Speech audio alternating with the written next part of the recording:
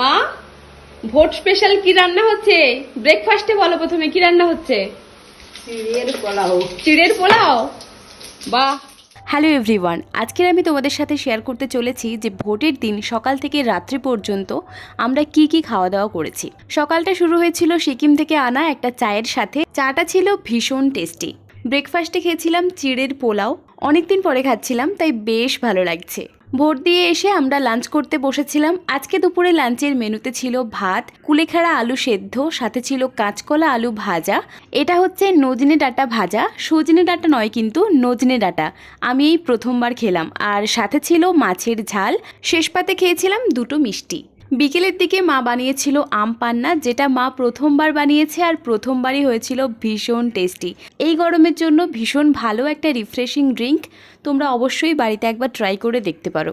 সন্ধেবেলায় আবার এক কাপ চা নিয়ে বসেছিলাম, যেটার ভিডিও আমার করা হয়নি। আর আজকের রাতের জন্য মা এখানে বানাচ্ছে ডালের বড়া।